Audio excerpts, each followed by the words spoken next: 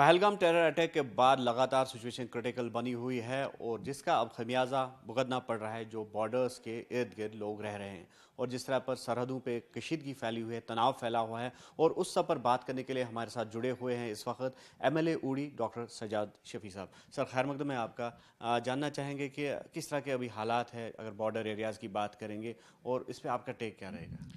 Tense है, तनाव है, लोग परेशान हैं क्योंकि आप जानते हैं कि जब भी इस तरीके का कोई वाक़ा आता है या होता है तो सबसे ज़्यादा वर्स्ट सफरर्स जो होते हैं वो बॉर्डर के लोग होते हैं। हमने 65 देखा है, उससे पहले 47 देखा है, 71 देखा है, 1998 में बड़ी हैवी शेलिंग्स हुई थी और कई गांव जो हमारे खाली हुए थे। और उसके बाद जो अक्सर और बेशतर हालात जब भी ख़राब हुए दो मुल्कों में तो हमेशा जो है ब्रंट जो है हम बॉर्डर वालों ने लिया है। लोगों ने अपनी जानें गंवाई हैं, उन्होंने अपनी ज़मीनें गंवाई, माल मवेशी गंवाए और पाँव गंवाए, हाथ गंवाए शेलिंग से। सबसे बड़ा इम्पैक्ट जो होता है वो हम बॉर्डर के ऊपर होता है। तो आज भी जो हालात हैं उन हालात को मद्देनज़र रख के लोग जो हैं लोग बड़े टेंस हैं, लोग परेशान हैं और यही चाहते हैं कि ये हालात ऐसे ना रहें, जंग वाले हालात ना रहें।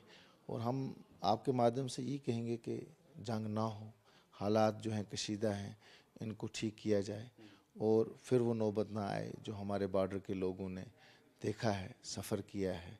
हम ये नहीं चाहेंगे कि वो चीज़ दोबारा यहाँ पे हमारे बॉर्डर एरिया में आए। तो किस तरह के स्टेप्स जो है उठाने की ज़रूरत है। और जिस तरह से हम देख रहे हैं कि अनप्रोवोक्ड जो है शेलिंग हो रही है, बॉर्डर पार से भी सीज़ फायर वायलेशंस हो रही है, तो सिचुएशन को कंट्रोल करने के लिए क्या समझते हैं आप, क्या चीज़ें कारगर होंगी। देखिए, कंट्रोल करने के लिए तो यही है कि दोनों ममालिक जो हैं बैठ के बात करें। जो भी चीज़ें अल्टीमेटली सब चीज़ें जो हैं बातचीत पे आती हैं।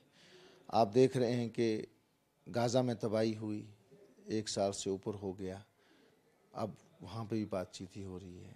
यूक्रेन और जो है रशिया वार चल रही है, वहाँ पे भी अब बातचीत की बात आ रही है। तो बातचीत जो है वही हल है। हम यही कहेंगे कि बातचीत ही हल है और उसी के ज़रिए बाकी कंट्रीज़ को भी हम यही कहेंगे कि वो भी इंटरवीन करें। और बाकी जो हमारे साथ हुआ है, जो ये वाक़ा हुआ है, हम इसको कंडेम करते हैं। और आप देखिए कि it was a spontaneous condemnation from whole of the Kashmir. पूरे कश्मीर ने इस वाक़े को कंडेम्ड किया है कि हमारे निहत्थे लोगों को मारा गया है। लेकिन अब ये है कि वो लोग तो शहीद हो चुके हैं, लेकिन ये ना हो कि तनाव इतना बढ़ जाए कि कई और हज़ारों की तादाद में जानें जो हैं वो तबाह हो जाएं। हम यही कहेंगे कि इसका हल निकाला जाए और जो तनाव है उसको ख़त्म किया जाए। तो अगर सिचुएशन मान लीजिए अनकंट्रोल्ड हो पाती है, तो आप समझते हैं कि उतने मेजर्स उठाए गए हैं बॉर्डर एरियाज़ में कि लोगों की जानों का तहफ़्फ़ुज़ जो है वो मुमकिन बनाया जा सके। अभी तक तो ऐसा कुछ नज़र नहीं आ रहा है। एडमिनिस्ट्रेशन की तरफ से भी ऐसी कोई चीज़ नहीं है। अभी हमारे लोग जो हैं वो अभी फ्रंटियर जो हमारे बॉर्डर के ऊपर हैं अभी वहीं पे मौजूद हैं।